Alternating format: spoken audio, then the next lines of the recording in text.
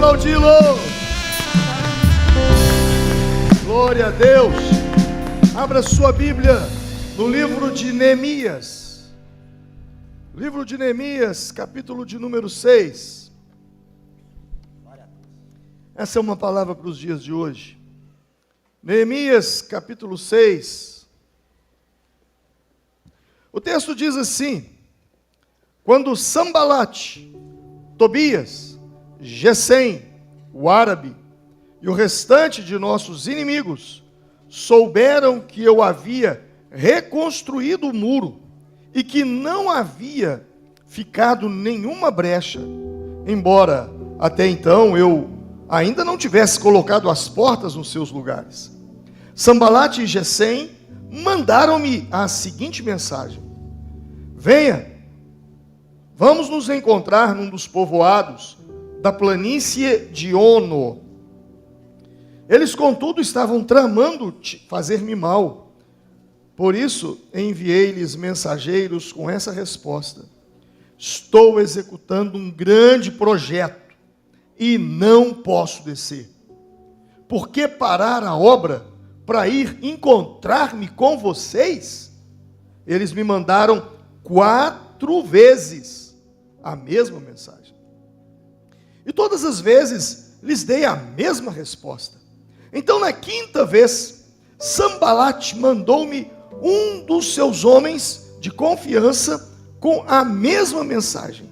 Ele tinha na mão uma carta aberta em que estava escrito: dizem entre as nações, e Gesem diz que é verdade, que você e os judeus estão tramando uma revolta, que por isso estão reconstruindo o muro.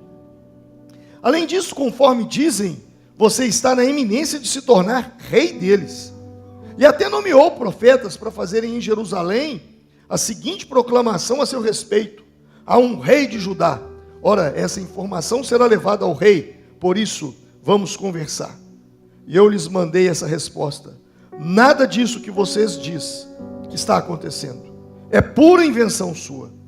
Estavam todos tentando intimidar-nos, pensando eles serão enfraquecidos e não concluirão a obra. Eu, porém, orei pedindo: fortalece agora as minhas mãos. Diga comigo: fortalece, ó Deus, as minhas mãos.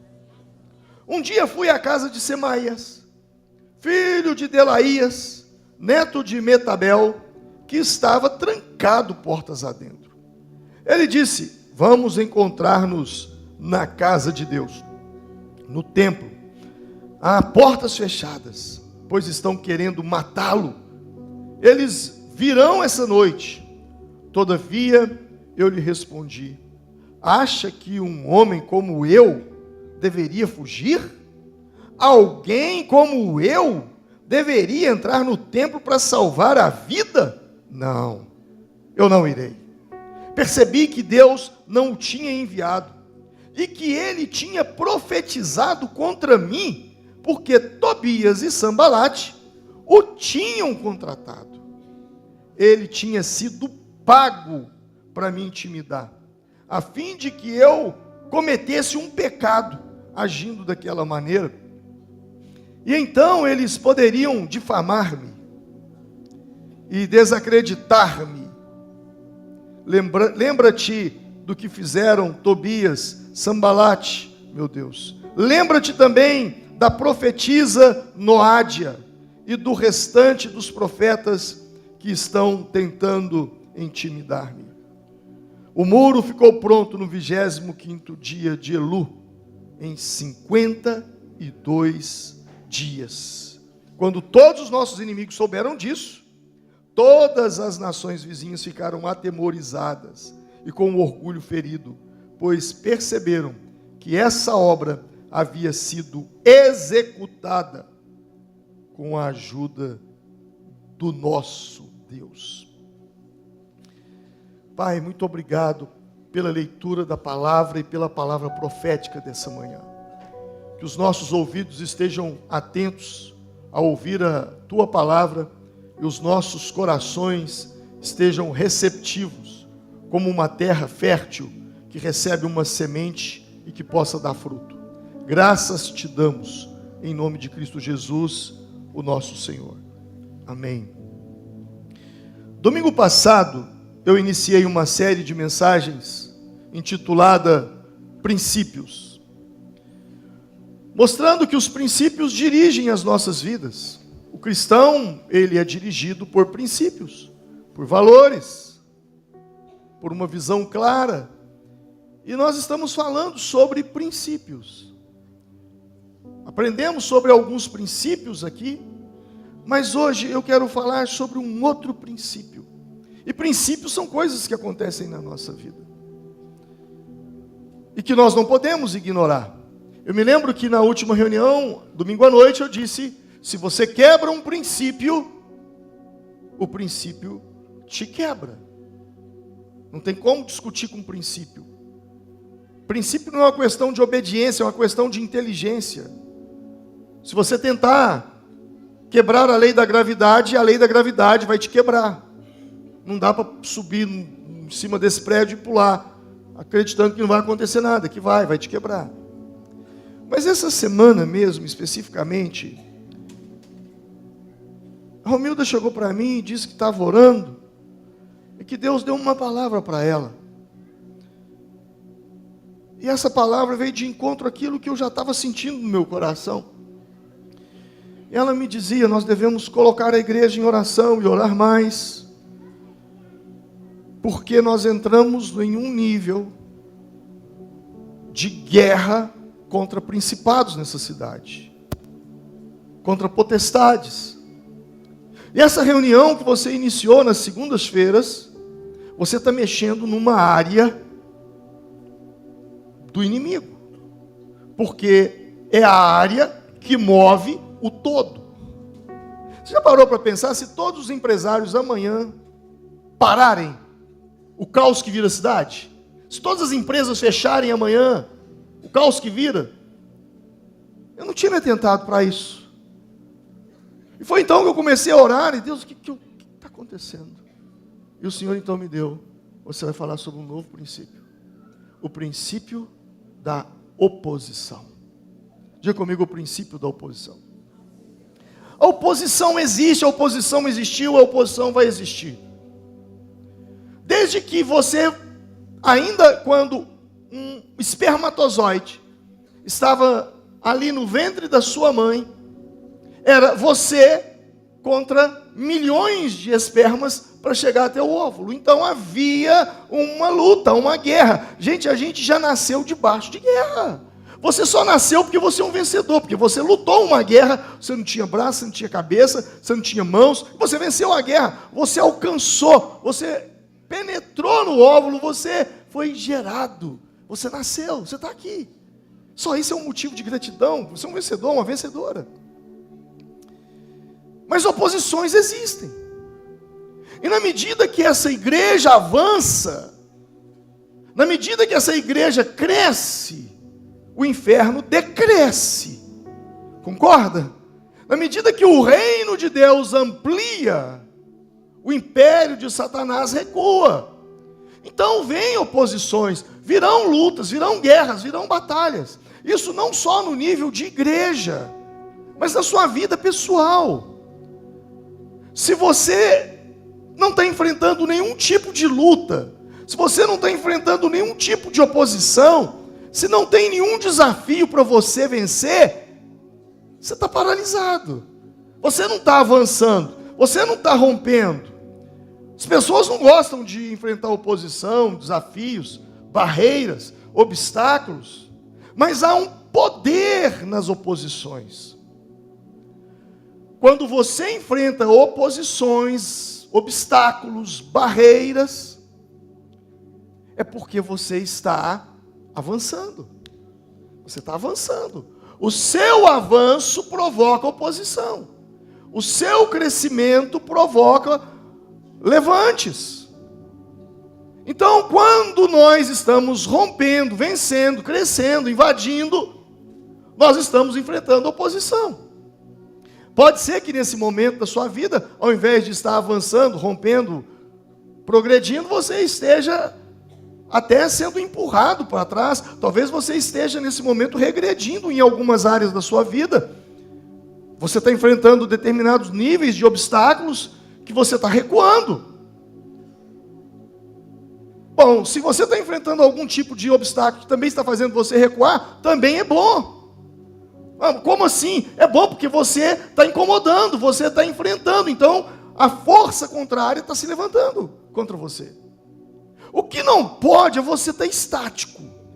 O que não pode é você estar paralisado, engessado, deitado num berço esplêndido, dizendo: ó vida maravilhosa, ó vida linda, boa.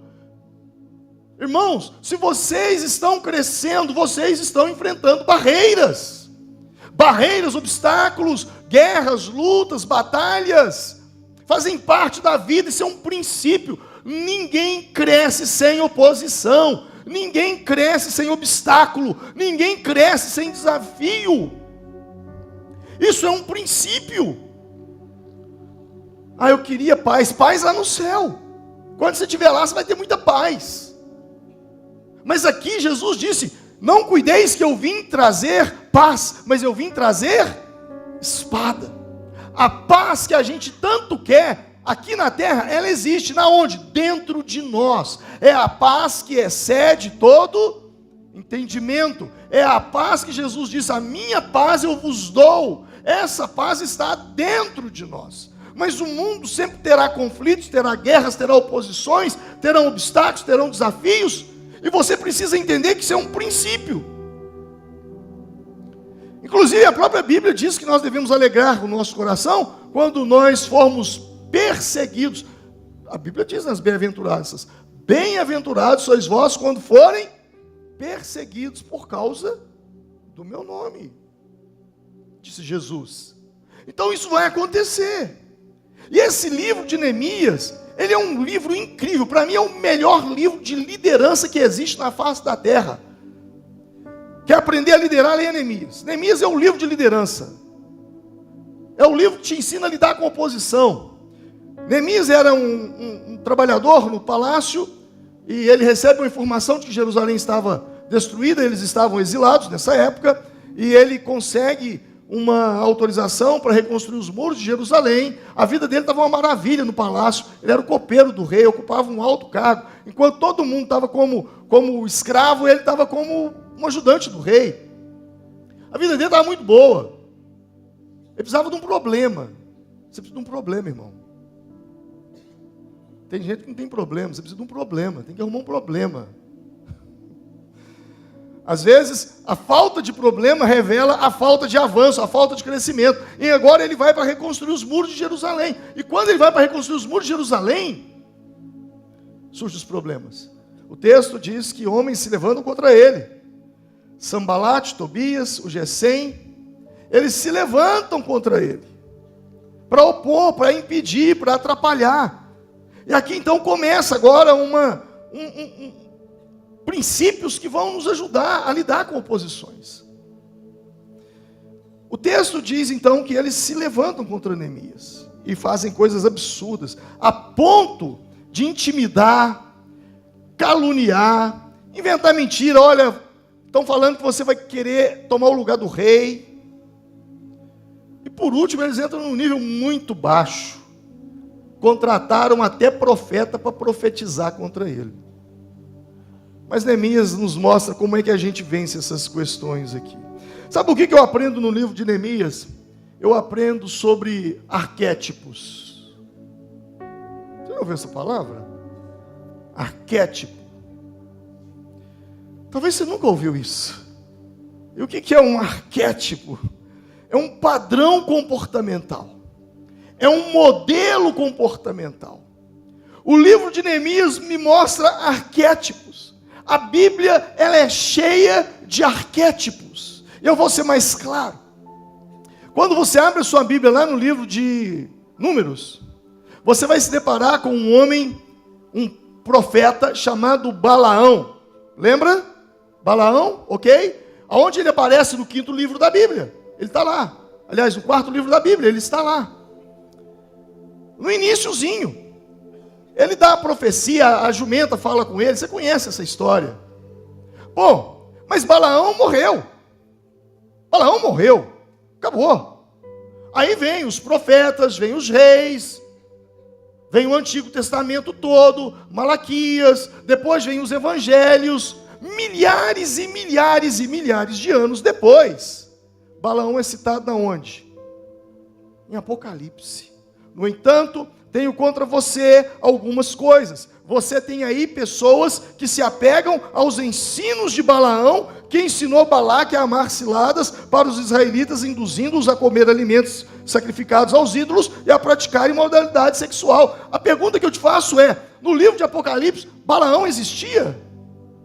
Ele já tinha morrido há milhares de anos atrás. Mas aqui agora, a Bíblia nos mostra que na igreja, ele aparece na igreja de Éfeso, na carta das igrejas. Ele é alguém ali inserido dentro da igreja de Éfeso, era um arquétipo de Balaão. O mesmo vai acontecer em Apocalipse 2:20. O texto diz, no entanto, tenho contra vocês algumas coisas, que tolera Jezabel, mulher que se diz profetiza com seus ensinos, e ela induz os meus servos à imoralidade sexual, e a comer alimentos sacrificados aos ídolos. Gente, no livro de Apocalipse, Jezabel estava viva? Ela já tinha morrido há muito tempo, ela viveu nos dias do profeta Elias. Quantos reis vieram depois de Acabe e Jezabel? Veio o Novo Testamento, veio tudo, e agora ela aparece na igreja de Tiatira. Jezabel está viva? Não, mas um arquétipo de Jezabel. Alguém estava ali naquela igreja que estava agindo como Jezabel. Ou seja, alguém naquela cidade resolveu assumir o papel de Balaão. Alguém naquela cidade resolveu assumir o papel de Jezabel. Isso são arquétipos. Jesus nos chamou para ser discípulos. Diga comigo, eu sou um discípulo de Jesus. Nós somos discípulos de Jesus. E Jesus tinha quantos discípulos? Quantos apóstolos? Quantos? 12. E eles são arquétipos. Você pode escolher ser João, reclinar no seio de Jesus, mas tem pessoas que escolheram ser Judas. É um arquétipo. Quem está entendendo? Os anos passaram, as pessoas mudaram, aquelas pessoas não existem mais, mas os arquétipos existem. Então, dentro da igreja, nós temos pessoas que se comportam como João, nós temos pessoas que se comportam como Pedro, nós temos pessoas que se comportam como Tomé, nós temos pessoas que se comportam como Judas. Isso são arquétipos. Paulo, nas suas cartas, ele fala de Filemon, ele fala de Timóteo. Timóteo, meu discípulo querido. Mas ele também fala de Demas, que o abandonou amando o presente século. Ele fala de um tal de Alexandre Latueiro, que lhe causou muitos males. Então eu posso escolher hoje na Vale ser um Filemon, eu posso escolher hoje na Vale ser um Timóteo, mas eu também posso escolher ser um Demas. Eu também posso escolher ser um Alexandre e causar muitos males aqui dentro da igreja. Quem está entendendo? Neemias nos mostra arquétipos. A Bíblia, ela nos... Eu até vou fazer uma pregação só sobre isso. Arquétipos. A Bíblia, ela nos mostra. Ela vai nos mostrar isso. Nos dias de Moisés, Moisés teve Josué e Calebe que o ajudaram. Mas também teve um tal de Coré, Datã e Abirão. E por que não falar de Miriam, que começou a levantar uma fofoca sobre Moisés no meio do povo e depois ficou leprosa? Então eles são arquétipos. Eu posso escolher nesses dias, pastor, ser um Josué. Eu quero ser como Arão e pastor. Nessa batalha que a vale está em formiga, eu quero levantar o seu braço, o outro levantou o braço na montanha, e nós vamos ser seus intercessores, nós vamos te ajudar a vencer essa batalha na oração. Mas você pode ser um Datã, um Coré, um Abirão, que só fica falando mal, criticando. Então você assume o papel que você quiser, o arquétipo que você quiser. A Bíblia está cheia de exemplos. E isso sempre vai se repetir. Nos dias de Neemias, teve o Sambalate, o Tobias, o Gesem, que já eram arquétipos de pessoas nos dias de Moisés. Por exemplo, essa semana nós temos uma festa country. As células estão mobilizadas. Os líderes levavam um projeto para dentro das células, discutiram, conversaram. E dentro da célula, você pode ser alguém que vai falar assim com o líder: líder, estou junto com você. Conte comigo. Mas você pode ser alguém que pega a célula e joga a célula contra o seu líder. Sim ou não? Ao invés de ajudar o líder, você joga todo mundo contra ele. Você assume o papel que você quiser. Você tem escolha. A vida é feita de escolhas. Mesmo porque, quando eu iniciei a pregação em princípios, a semana passada, o texto base foi: hoje eu coloco diante de vocês a vida e a morte, a bênção e a maldição. Agora escolha a vida, escolha a bênção. Mas se você quiser escolher a morte e a maldição, é um direito seu. Na vida, isso sempre vai acontecer. Por quê? Porque a história, ela sempre vai acontecer. É como disse Salomão, em Eclesiastes 1:9: o que foi, tornará a ser. O que foi feito, se fará novamente. E não há nada de novo debaixo do sol. Por isso que a gente vê um Balaão lá em Números, e depois a gente vê um Balaão lá em Apocalipse. E esse Balaão de Apocalipse, ele está nos dias de hoje. Por quê? Porque o que foi, tornará a ser. Uma Jezabel que apareceu lá no livro de Reis, e depois aparece lá em Apocalipse, e hoje aparece o espírito de Jezabel em muitas igrejas. Por quê? Porque o que foi feito se fará novamente, e não há nada de novo debaixo do sol. E cada um de nós terá que dar conta de si mesmo, é o que diz a Bíblia, perante Deus. Então você escolhe quem você quer ser. Você define o seu arquétipo. O que eu só te digo é: quem você escolher se tornar, quem você escolher, o que você está vivendo hoje, você pode ter certeza, alguém no passado já viveu. E o seu comportamento nada mais é do que o comportamento, você está repetindo o comportamento de alguém lá atrás. Por quê? Porque o que foi, tornará a ser, e o que foi feito, se fará novamente. Não há nada de novo debaixo do sol. A história sempre vai se repetir. Porém, cada um de nós escolhe a vida que queremos ter. A igreja, a Vale, ela sempre estará diante de algum projeto. E você sempre terá a escolha da oportunidade de querer ser quem você quer. Eu me lembro quando nós estávamos no prédio lá de cima, a igreja era pequenininha.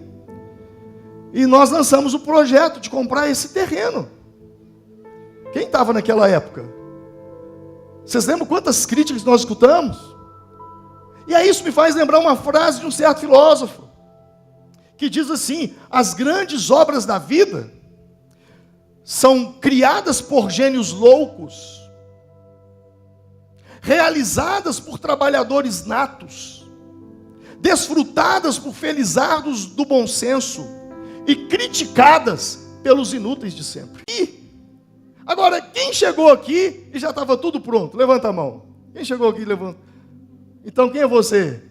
Felizardo do bom senso, que chegou e já estava tudo pronto. Deus te abençoe.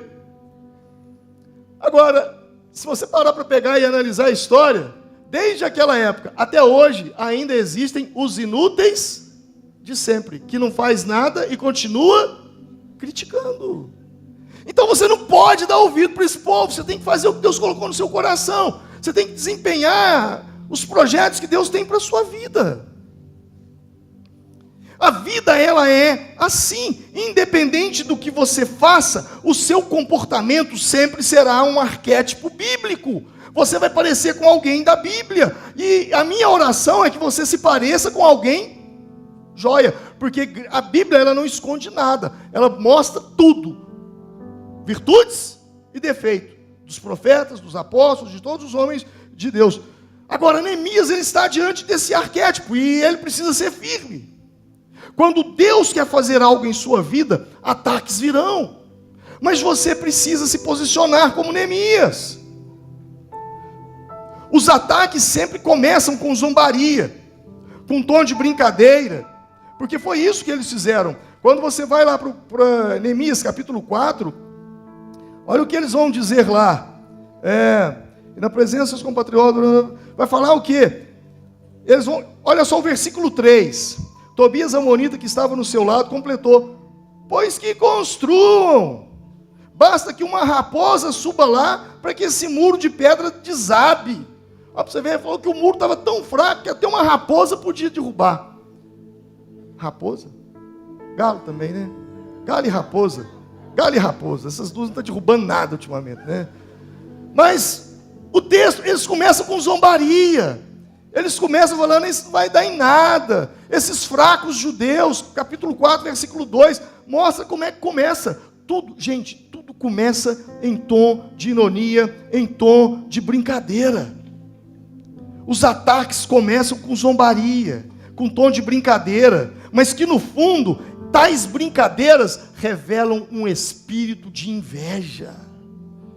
Tem muita brincadeira que não é brincadeira, é inveja. E sabe o que a Bíblia diz sobre brincadeira desse tipo? Provérbios capítulo 26, versos 18 e 19 diz: como o louco que atira brasas e flechas mortais, assim é o homem que engana o seu próximo. E o que ele fala? Fiz isso por brincadeira, eu estava só brincando. São as chamadas brincadeiras de mau gosto, que no fundo revelam uma inveja.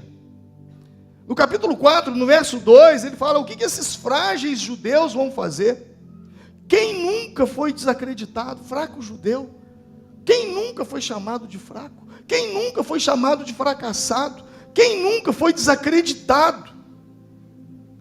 Vão tentar desmerecer você. Vão tentar falar que você não consegue. Vão te chamar de fraco, de fracassado. Deixem chamar. Você só não pode acreditar no que eles estão falando. Porque se você acreditar, pode acontecer. O mal que eu temia me sobreveio. Jó 3, 25. Na verdade, gente, muito daquilo que a gente chama de fracasso, nunca foi fracasso. Eu vou chutar um número aqui: 90% das pessoas que se dizem terem fracassado, elas não fracassaram, elas desistiram. Existe muito mais desistência do que fracasso. Olha para a sua vida, as áreas da sua vida que você fracassou. Olha, eu vou usar uma simples. Já tentei de tudo, de dieta, e não consigo resolver o meu problema. Fracassei. Não, você não fracassou, você desistiu de todas elas. A verdade é essa, você desistiu. E o desafio é não desistir. Porque muito daquilo que a gente chama de fracasso, como eu já disse, nunca foi fracasso. Simplesmente, eu poderia dizer, sempre desistência. E disseram: olha, vocês vão fazer isso aí para quê? Para oferecer sacrifícios? Para sacrificar ao vosso Deus? Bem sei o que vocês estão pensando. Ou seja, eles estão usando desculpas. Sabe, as pessoas vão desacreditar as nossas intenções. As pessoas vão desacreditar as nossas motivações. Elas tentarão contra a sua sinceridade. Você está fazendo a coisa com sinceridade, com honestidade, sua motivação é correta, mas eles vão falar que você tem interesses. Não, está fazendo isso aí porque tem interesse por detrás. Porque vai ganhar, um ditado popular, vai ganhar nas nossas costas. Estão fazendo isso por causa de dinheiro. Eles vão falar isso de você. Eles vão tentar desacreditar a sua sinceridade. Mas espante-se, isso é antigo.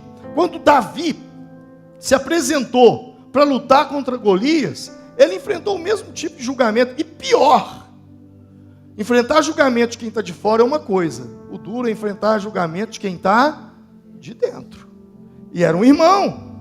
Quando Eliabe, o irmão mais velho de Davi, ouviu Davi falando com os soldados que Davi ia lutar contra o Golias, o que aconteceu com ele? Olha o que o texto diz.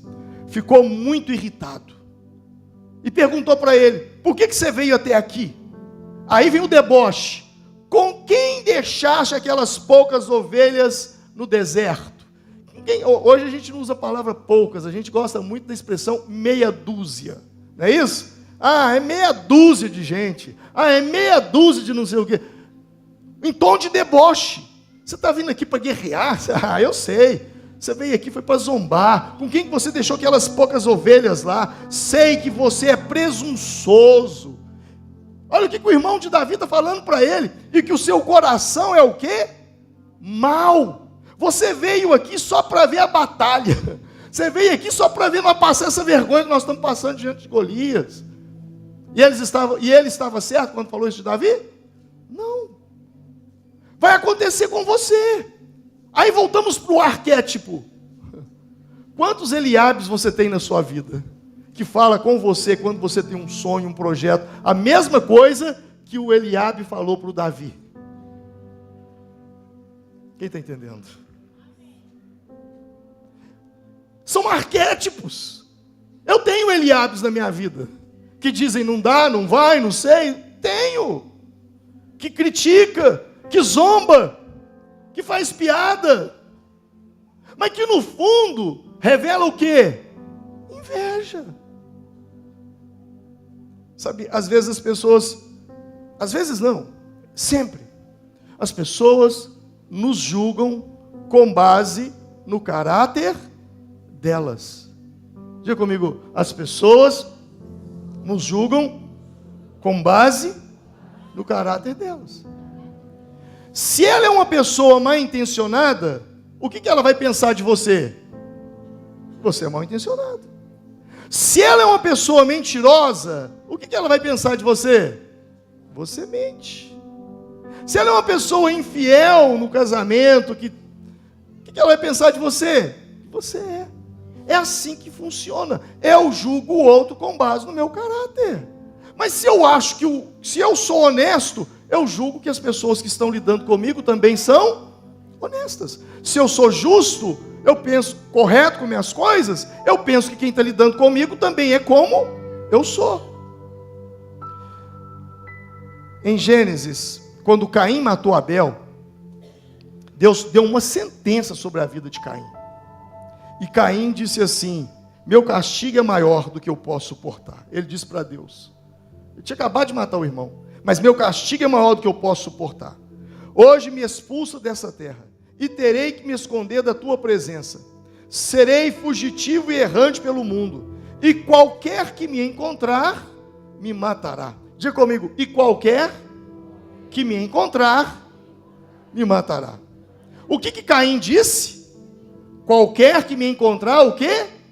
Me matará. Como que alguém vai me matar se eu sou o único homicida que existe na face da terra? Porque o único homicídio que já havia acontecido era o homicídio de Caim sobre Abel. Mas o que a gente aprendeu aqui agora há pouco? Eu julgo o outro com base no meu caráter. Se eu matei Abel, então eu acredito que quem se encontrar comigo vá me matar. Tá claro? Ou está tenso? A resposta de Neemias a eles, quando eles foram falar um monte de coisa com ele, capítulo 4, verso 4, a resposta de Neemias: ouve-nos, ó Deus, pois estamos sendo desprezados. Faz cair sobre eles a zombaria, e seja eles levados prisioneiros como despojo para outra terra. Não perdoe, Neemias apelou, hein? Não perdoe os seus pecados, nem apague as suas maldades, pois provocaram a tua ira diante dos construtores. Neemias, a resposta de Neemias a eles não foi a eles. A resposta de Neemias a eles foi a Deus. Você não tem que parar para discutir. Você não tem que parar para brigar. Você tem que levar aquilo a Deus. Não responda a eles, responda a Deus. Neemias não disse um não na cara deles. Sabe, eu e você precisamos aprender isso. Não se sinta culpado em dizer não. Não se sinta culpado em dizer não. Há ambientes que o que você disser simplesmente não vai adiantar. Não importa o que você diga, mesmo porque qualquer resposta que você der a esse tipo de gente, eles não querem ouvir. Não importa o que você faça, eles querem contender, eles querem te condenar. Sabe por quê? Porque na verdade a questão, muitas vezes, ela não é racional. A questão é passional. É igual discutir política. Pouca gente discute política com raciocínio. A maioria das pessoas que discute política, discute com o pensamento de Atlético e Cruzeiro. E o Cruzeiro pode estar na pior, que ele sempre vai ser melhor que o Atlético para os cruzeirenses. O Atlético pode estar lá embaixo, ele sempre vai ser melhor que o Cruzeiro para os atleticanos. Por quê? Porque não é questão de ser racional, é questão de ser passional. E com emoção não se discute. Não se discute. A gente conversa e discute com gente racional, que entende que 2 e 2 é 4, que entende a lógica das coisas. Mas gente passional, não adianta. O cara pode ser feio tanto que for, mas para aquela moça ele é o... Quem que é o da moda aí agora, que é o bonitão? Como é que é o cara lá daquele navio lá que estava afundando, lá do Titanic? Como é que é o nome dele? Leonardo DiCaprio. Vai ser. Você sempre vai achar, por quê? Porque é uma questão de paixão. Minha filha, pelo amor de Deus, larga esse rapaz é um mau caráter, esse rapaz, ele vai destruir sua vida, olha a vida dele, ele não presta, ele não vale nada, ele está envolvido com tudo que não presta nessa vida. Mas pai, rolou uma química. Tá, vai na química. Vai na química que a física vai te mostrar o que vai dar. Sabe, e Neemias aqui, ele entende isso. Ele falou, não dá para discutir com esse povo, porque eles são passionais. Então eu vou levar isso para Deus, eu vou orar, eu vou buscar em Deus. É uma questão, e quando a questão é espiritual, fica pior ainda. Aí que não te ouvem mesmo, porque o objetivo do inimigo é te distrair, é fazer você perder o foco, com ameaças, com mentiras, com questões desse tipo aí. No capítulo 6, ele faz uma proposta para Neemias. Olha o que ele diz lá no versículo 2. Sanbalat e Gesem mandaram-me a seguinte mensagem: venha, vamos nos encontrar num dos povoados da planície de Ono. Diga comigo, planície de Ono. Por que eles queriam se encontrar com ele na planície de Ono? Porque eles queriam levar a guerra para o campo de batalha deles, aonde eles eram fortes. Eles queriam levar para lá. Eles queriam levar a batalha para lá. Isso é uma cilada, não caia na cilada do inimigo. Você não tem que medir força. O campo do inimigo, ele é forte. Mas a Bíblia ensina que nós temos um campo para lutar.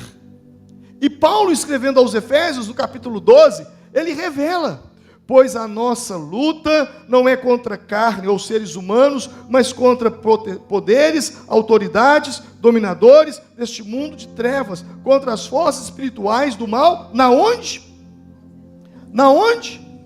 Nas regiões celestiais. Diga comigo, regiões celestiais. Diga comigo, eu vou lutar nas regiões celestiais. Você não tem que lutar aqui, você não tem que discutir aqui, você não tem que brigar aqui. A sua luta acontece nas regiões celestiais. E essa questão de regiões celestiais, ela foi tão forte na vida de Paulo, que ele escreveu no livro, na carta dele aos Efésios, ele escreveu 5 vezes sobre isso. Por quê? Porque quando você abre a Bíblia, lá em Atos capítulo 19, você vai ver que quando Paulo chega em Éfeso, lá ele encontra a deusa Diana. Lembra? A Diana dos Efésios. Então o nível de batalha que ele enfrentou em Éfeso foi muito grande. Eles prenderam Paulo, foi uma confusão. E aí o que ele escreve? Olha só, eu fiz questão de separar. No livro de Efésios, capítulo 1, verso 3. Bendito seja o Deus e Pai do nosso Senhor Jesus Cristo, que nos abençoa com todas as bênçãos espirituais, na onde? Nas regiões celestes, em Cristo. Efésios 1, 20. Esse mesmo poder ele exerceu em Cristo, ressuscitando dos mortos, fazendo-o assentar à sua direita, na onde? Nas regiões celestiais. Efésios 2,6. Deus nos ressuscitou com Cristo e ele nos fez assentar na onde? Nas regiões celestiais em Cristo Jesus. Efésios 3,10. A intenção dessa graça era que agora, mediante a igreja, a multiforme sabedoria de Deus se torne conhecida de poderes e autoridades aonde? nas regiões celestiais. E Efésios 2, já lido, pois a nossa luta não é contra os seres humanos, mas contra poderes e autoridades, contra dominadores deste mundo tenebroso, com as forças espirituais do mal, na onde? Nas regiões celestes. Gente, vocês estão anotando? Você me ajuda aí, você anota. Você já percebeu que todo culto nessa igreja é uma chuva de texto bíblico? Por que a gente fala muito? Aliás, eu vou te dar uma dica. Recuse-se a ouvir pregadores que não citam a Bíblia. Eu não tenho poder nenhum de transformar ninguém, nem a mim mesmo eu estou dando conta de transformar. Agora, quando eu e você somos expostos à leitura da Bíblia, algo começa a acontecer dentro de nós. A Bíblia tem poder, ela é viva e eficaz. Então isso é extremamente importante, você entender que a sua guerra, a nossa vitória, ela não é na força, você não vai ganhar no grito, você não vai ganhar no braço.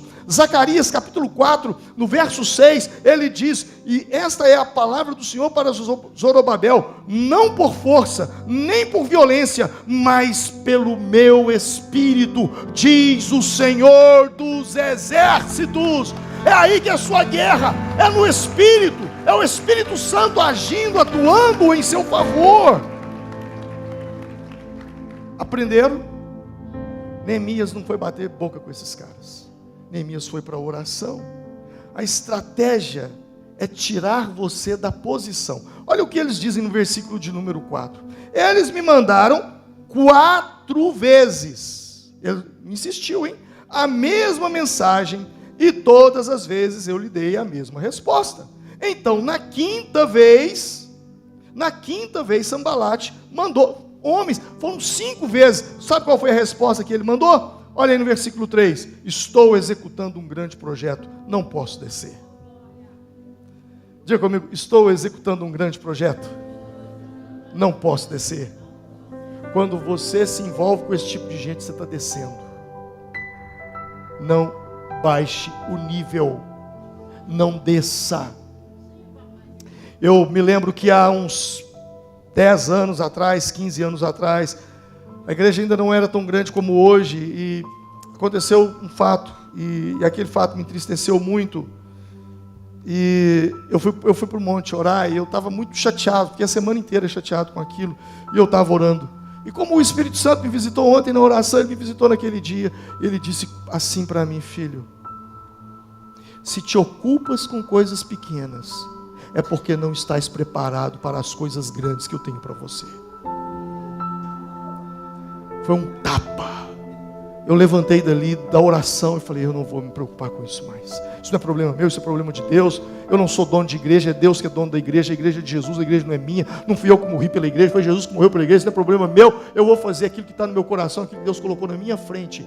Não importa, doa quem doer, eu vou fazer o que Deus colocou para que seja feito. Não importa, a Bíblia diz, não é para agradar a homens, é para agradar a Deus. Então eu vou fazer o que tem que ser feito, e o resultado nós estamos vendo hoje. Essa semana eu viajo para Belo Horizonte, vou dar um treinamento em Belo Horizonte para mais de 50 pastores da igreja quadrangular. Quando você se envolve com aquilo que é o seu chamado, o que Deus te deu, você tem que ir. Agora, a estratégia do inimigo é fazer você descer. Diga comigo, a estratégia do inimigo é me fazer descer. O que ele queria com Neemias? Que Neemias saísse da posição que ele estava. Por isso eu te digo, fique firme, não saia da posição, não saia. As maiores tragédias relatadas na Bíblia aconteceram quando alguém saiu da sua posição. E a Bíblia está cheia de exemplos, eu poderia citar. Por exemplo, Davi. Quando é que Davi caiu em adultério? Segundo Samuel 11:1 começa a relatar. Na primavera, época em que os reis saíam para a guerra, Davi é rei. Davi enviou para a batalha Joabe com seus oficiais, eles destruíram os amonitas, mas Davi permaneceu na onde?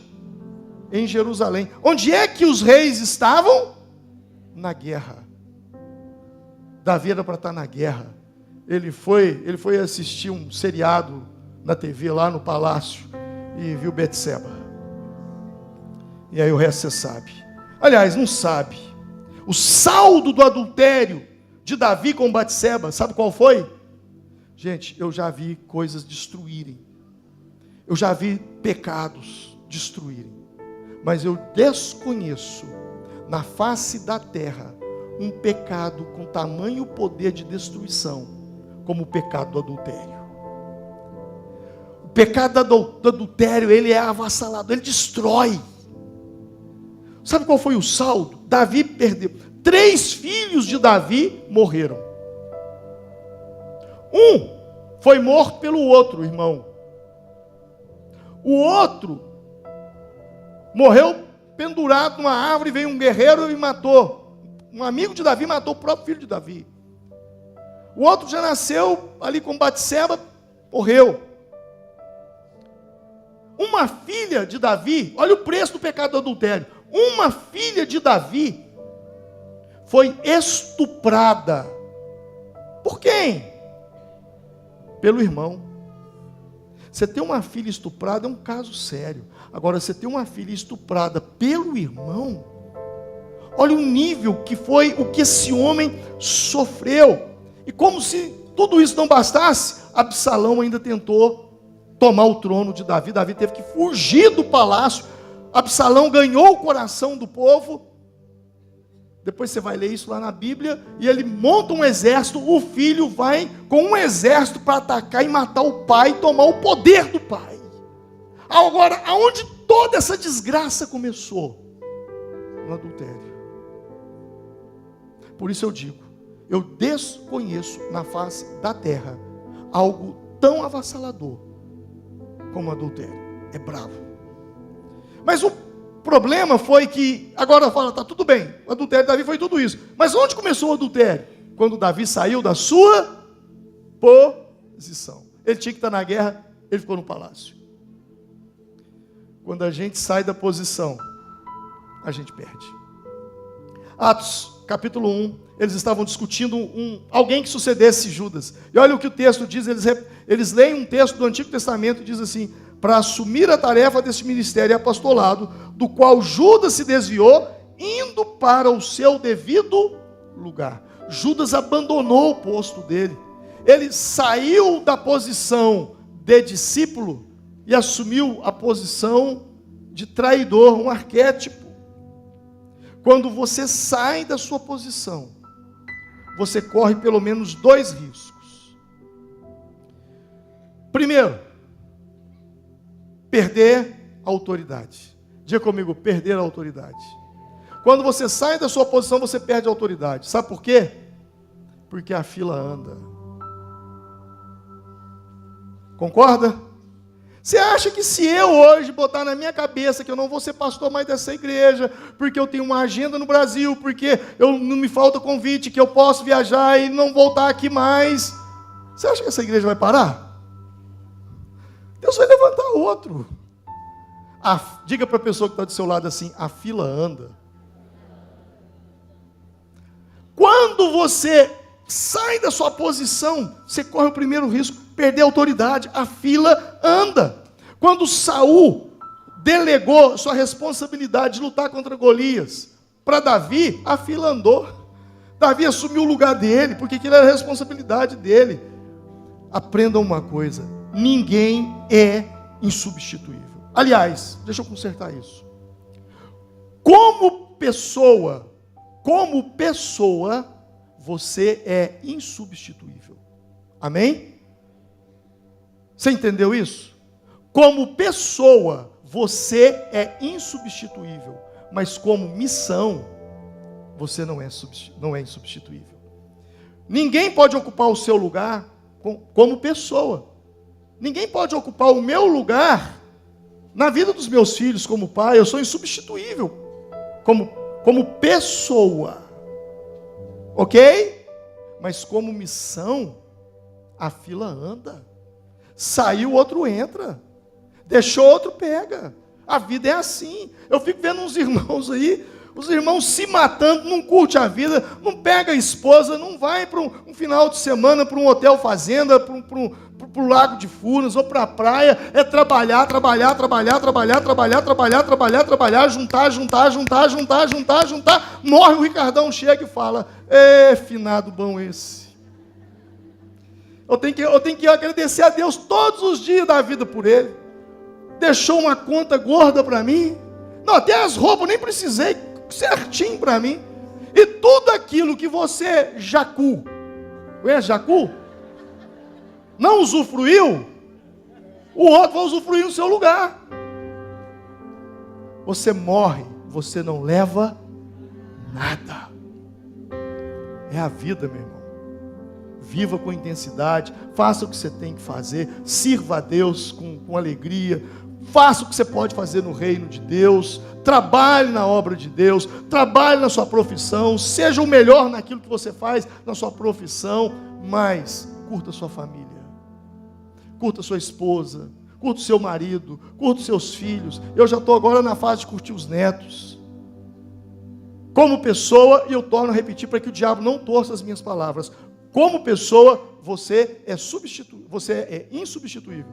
Se você sair dessa igreja, você vai fazer muita falta para nós, porque nós amamos você. Mas aquilo que você fazia e não vai fazer mais, você pode ter certeza, tem outro que vai fazer no seu lugar. Não é assim a vida? E o segundo lugar, o segundo erro, quando você sai da sua posição, é de assumir um lugar que não é seu.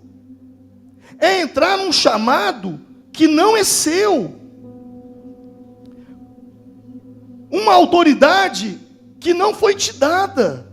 Assumir uma autoridade que não é sua é um preço muito alto. É por isso que tem muita gente aí hoje se arrebentando. Por quê? Porque o cara prega. Ele é um bom pregador, ou ele se acha que é um bom pregador, ele vai abrir uma igreja. Uma coisa é ser pregador, outra coisa é ser pastor. E aí o que nós vemos hoje? Uma pessoa assumindo uma autoridade que não é dela. Não foi chamada para aquilo. Hebreus capítulo 5 diz, ninguém toma essa honra para si. O texto está falando de sacerdócio. Ninguém toma essa honra para si, mas deve ser o quê? Chamado por Deus como Arão. Ter um chamado de Deus.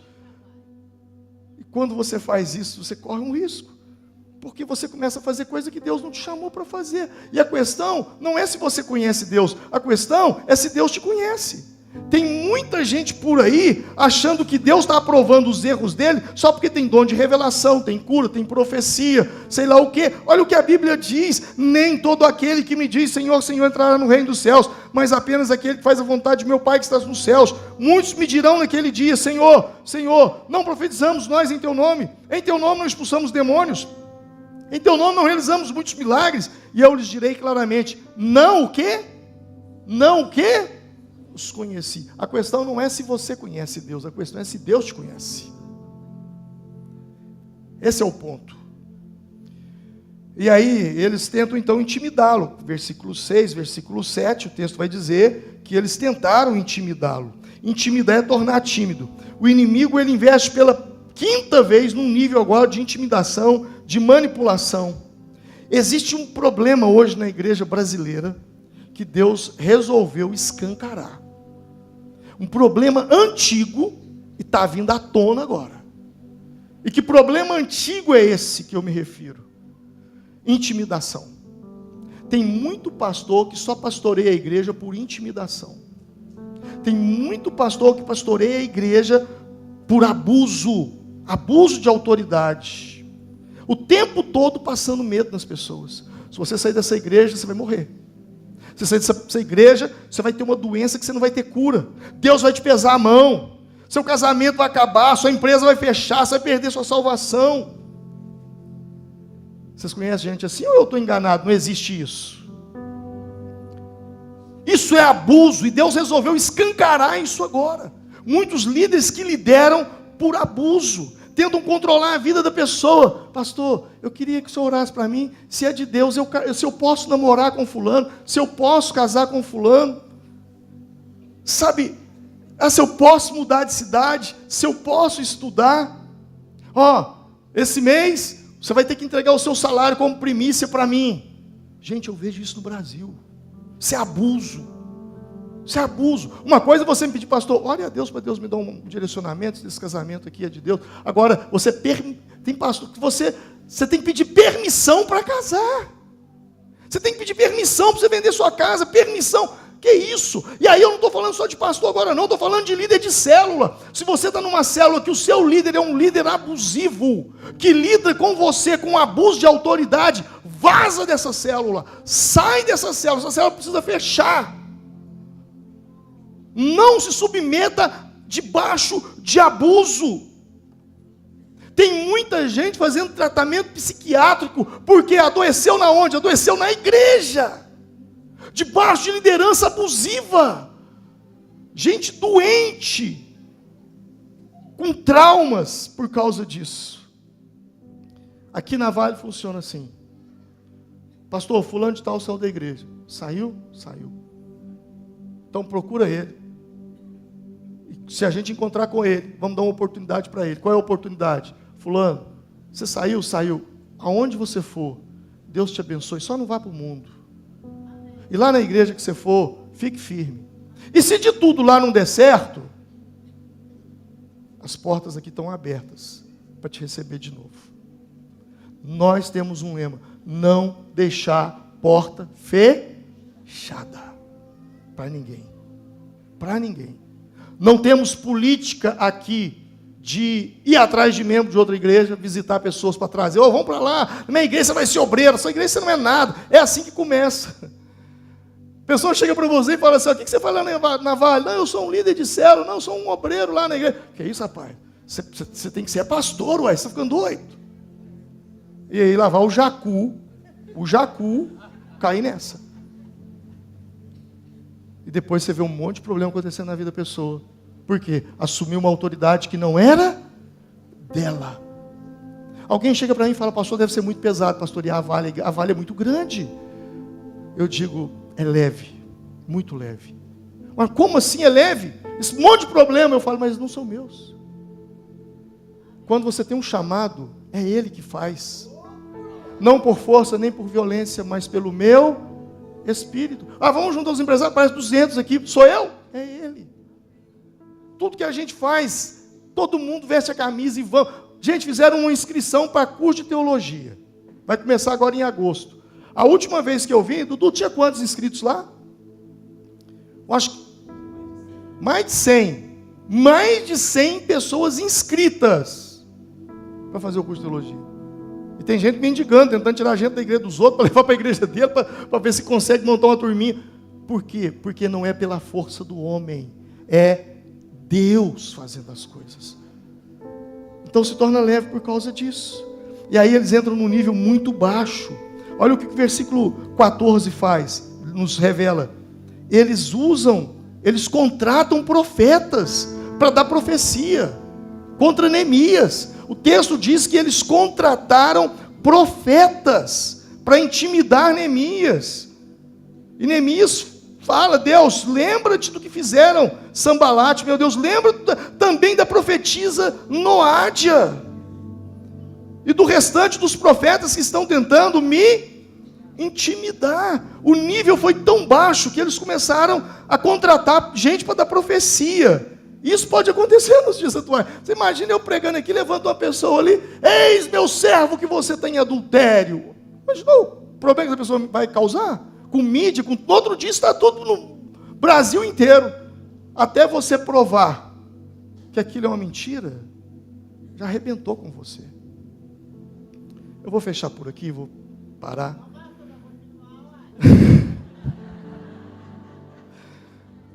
Essa é minha mãe. Mãe fala para o filho: tá bom demais, pastor, vamos continuar. Minha mãe fala assim comigo, aí, ó, tá ali, ó. Mas sabe como é que isso tudo terminou? Eu vou te dizer uma coisa. No capítulo 1, do versículo 4 ao 11, Neemias fez uma oração quando ele recebeu a notícia que Jerusalém estava destruída. Neemias capítulo 2, verso 4 e 5, ele ora antes de falar com o rei Artaxerxes. Neemias capítulo 4, verso 9, ele ora quando perseguido pelos inimigos. Neemias capítulo 5, verso 19, ele diz: lembra-te de mim, ó Deus, levando em conta tudo o que fizeram por esse povo. Neemias capítulo 6, verso 9, ele ora pedindo a Deus para fortalecer os seus braços. Neemias capítulo 9, 5:37, faz uma oração longa de confissão e adoração. Neemias capítulo 13, termina com 3 momentos de oração, do versículo 9 ao 14, do 22 ao 29 e ao 31. Sabe o que eu aprendo com esse livro? Você quer vencer? Vai para a oração. Vamos nos colocar em pé. Liderança, aí eu volto. Neemias é o melhor livro de liderança que existe no mundo.